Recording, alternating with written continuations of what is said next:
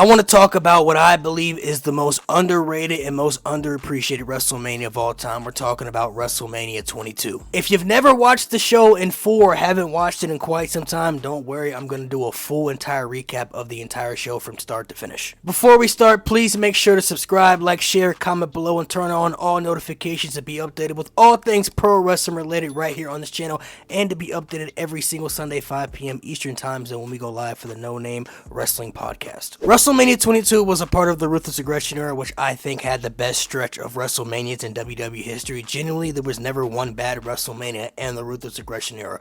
WrestleMania 19, very good WrestleMania. WrestleMania 20, solid WrestleMania. WrestleMania 21, I still believe it's a top 5 WrestleMania of all time. WrestleMania 22 was also very good. 23 was very entertaining, had its good moments. And 24, I also believe is in the top 5 greatest WrestleManias of all time. But 22 is very overlooked, I feel. I think WrestleMania 22 is a better WrestleMania than 23.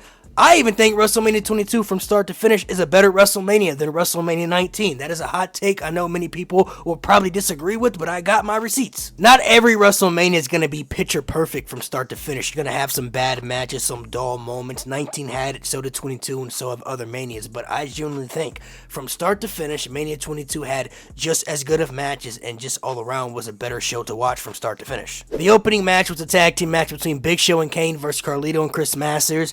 This really wasn't all that great, so if you haven't seen this match, you're not really missing much. I will say Kane and Big Show as a tag team was cool. Chris Masters, at this time, most of us thought he was going to go on to be a future world champion because he had the look, he had the entrance, the presentation, everything we thought at the time WWE was looking for in a future star never worked out for him. And then Carlito, we all thought there were going to be bigger plans for him as well, but, his career turned out to kind of just be, The Money in the Bank ladder match was the second match a part of the show, and yes, I am one of those people who firmly believe Money in the Bank should come back to WrestleMania. I understand that it's become a big pay-per-view for WWE nowadays, but man, Money in the Bank on a WrestleMania, especially with it being a 2-night event now, you can have the men's on one night, the women's on the other night, and I feel like this match opens up so many layers for WWE to put people in a high-profile match that actually means something, opposed to putting them in a battle royal that doesn't mean anything, or just keeping them off WrestleMania in general. This year's WrestleMania didn't have that tag team TLC match, no Sami Zayn, who's had some of the biggest WrestleMania moments in the last couple years, no Carmelo Hayes. If you don't have certain storyline directions for certain superstars, the Money in the Bank always solves an issue for that. You could put them in this match. This match means something because there's something at stake that actually could provide, a big thing for your career. But let's backtrack. I digress. This match overall was very fun to watch. Ric Flair taking a superplex from the ladder 57 years old was crazy. Why he was in this match, I'll never know, but Ric Flair was taking crazy bumps in this match at his age was insane. Matt Hardy, Lashley, Finlay, and, Shelton Benjamin, RVD all had great action in this match as well. Shelton Benjamin was always somebody that stood out in these type of matches because he would always do a high profile move or something very exciting that made you go ooh or ah. Sometimes he even walked in this match as the Intercontinental Champion. But it goes back to my statement before, because they really didn't have any type of storyline directions for him. It's all right, you know what? Shelton's super athletic. He's one of our best athletes and, very charismatic in the ring. Let's put him in the Money in the Bank ladder match. And he's somebody that we believe will stand out and make, the match very exciting. He was one of those type of individuals. He never won it, but you knew when he was in that match, you were going to be in for your treat. RVD winning was dope, and that led to one of the greatest Money in the Bank cash-ins of all time in front of one of the greatest crowds we've ever seen. ECW One Night Stand, John Cena versus Rob Van Dam. That main event was just all around beautiful. The next match was for the United States Championship. This was okay. It wasn't anything I would say you have to go back and rewatch, if I'm being honest. The match wasn't too long either. This was a decent match. Let's talk about that hardcore match, though. Edge versus Mick Foley, easily one of the greatest hardcore matches in WWE history. The only two I would put above it would be two other ones that involved Mick Foley. The one with Triple H at the Royal Rumble in 2000 and the one with Randy Orton at Backlash in 2004. But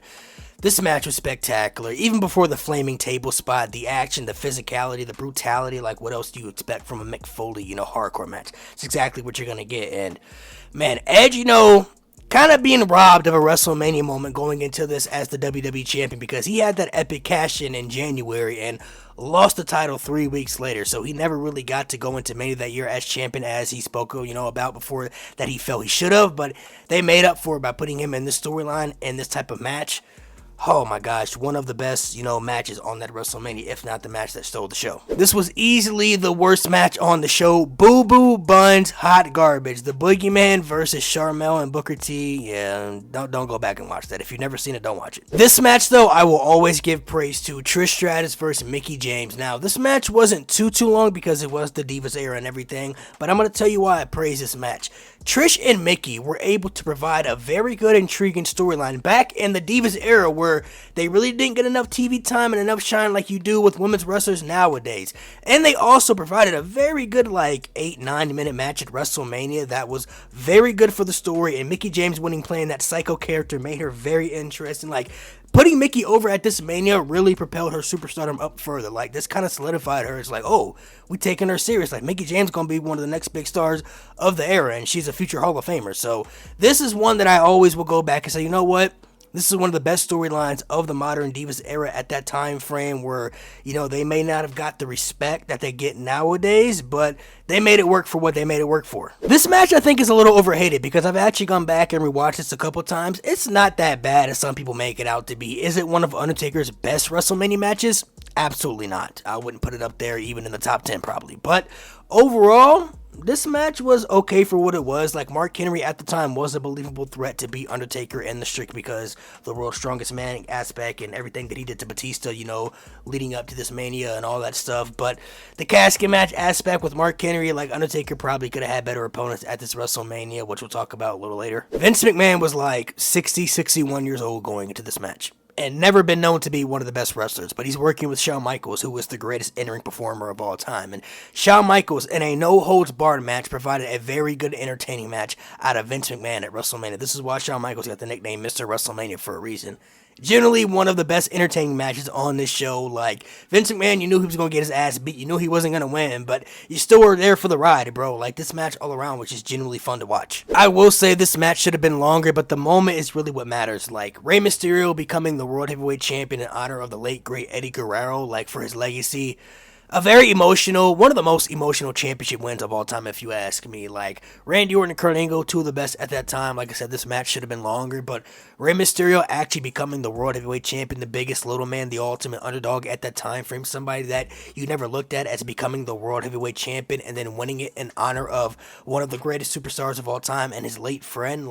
Just a beautiful moment. Then you had the lingerie pillow fight, Tori Wilson versus Candice Michelle, That was the typical diva match back in the day. Yeah, nothing really crazy there. Oh, that main event, I've always said this. I will die on this hill.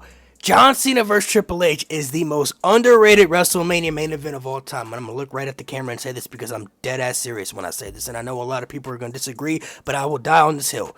John Cena vs. Triple H at WrestleMania 22 is a better match than John Cena vs. Shawn Michaels at WrestleMania 23. I've watched both matches many times. I've watched them both many times. John Cena vs. Shawn Michaels is great. Not a bad match, also a very good WrestleMania main event. But I've always felt John Cena vs. Triple H was just a little bit better. The crowd, I think made it a little bit better. And the back and forth action, I feel was all around just better. Cena and Triple H, man, this was going into this match at the time where John Cena wasn't known to be the best bell-to-bell in-ring wrestler. If you remember, the night before at the Hall of Fame, John Cena got booed at the Hall of Fame, the same Hall of Fame they inducted the late, great Eddie Guerrero into, bro. They booed John Cena at the Hall of Fame going up against Triple H, who they cheered in this match. And Triple H coming off the Reign of Terror that the fans named his World Heavyweight Championship reign during the Evolution days.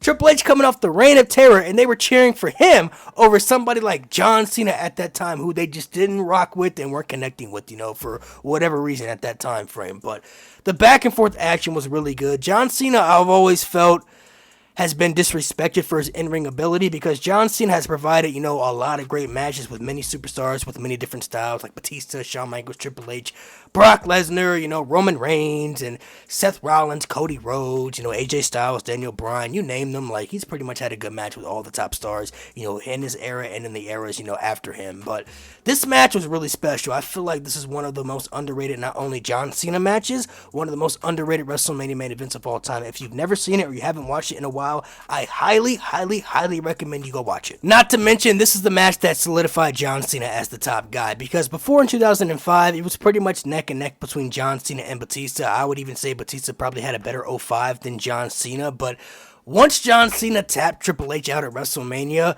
you look at the gap between Batista and John Cena afterwards, wasn't even close. Now let's talk a little fantasy booking. If this could have turned out a lot differently with this fantasy booking, this could have went down as one of the all-time greatest WrestleManias of all time, because Eddie Guerrero unfortunately passed away before this Mania, but rumors always said that if Eddie had never passed away, we were going to get Eddie Guerrero versus Shawn Michaels at that Mania. And, oh my gosh. Eddie Guerrero versus Shawn Michaels at WrestleMania 22? Oh my gosh, this could have potentially been the greatest WrestleMania match of all time. I'm not even joking when I say that. Eddie Guerrero versus Shawn Michaels at WrestleMania could have potentially been the greatest WrestleMania match of all time that we never got to see. If Batista never got injured, I heard it was going to be Batista defending the World Heavyweight Championship against Randy Orton, which means Randy Orton might have won that year's Royal Rumble. I don't know for sure, but Randy Orton versus Batista in 2006, yeah, like the history, the evolution days, like the storyline was right there, like Batista versus Randy Orton for the world title. Oh yes, I will take that. And bro, remember that great match Kurt Angle versus The Undertaker had at No Way Out, the pay-per-view before WrestleMania. Imagine if that happened on Mania. Kurt Angle challenging the streak. Kurt Angle, the wrestling machine Kurt Angle might have had you. He was doing the wrestling machine gimmick at that time. He was the serious Kurt Angle. That Kurt Angle versus The Undertaker at WrestleMania 22? Taker versus Kurt Angle with the streak on the line? I talked about Eddie Guerrero and Shawn Michaels being one of the greatest WrestleMania matches of all time. If they had that No Way Out match on WrestleMania, that easily would have been one of the greatest WrestleMania matches we ever would have seen. You add those three matches on top of John Cena versus Triple H in the main event for the WWE Championship, Edge versus Mick Foley in the hardcore match, and the Money in the Bank ladder match, Trish versus Mickey in that women's match. Bro, we're talking literally like a top 3 WrestleMania all time. But those are always, what ifs, what could have happened, yada yada yada. You can't change the past. But I do believe WrestleMania 22 is one of the most underrated WrestleManias, if not the most underrated WrestleMania of all time. Genuinely think it's a good show from start to finish. It has some bad moments in there, of course, but every WrestleMania you could point out is going to have bad moments. How do you feel about WrestleMania 22? Do you think it's fire? Do you think it's trash? Do you disagree or agree with what I said? Do you think there's another WrestleMania that might be a little bit more underrated than that? Let me know in the comment section below, and also make sure you guys subscribe. Once again, turn on all notifications. If you want to check out more wrestling content, please click the video right here to check out all content wrestling related. If you want to check out the No Name Wrestling Podcast, you're in luck because you can click the playlist right here to check out every single episode.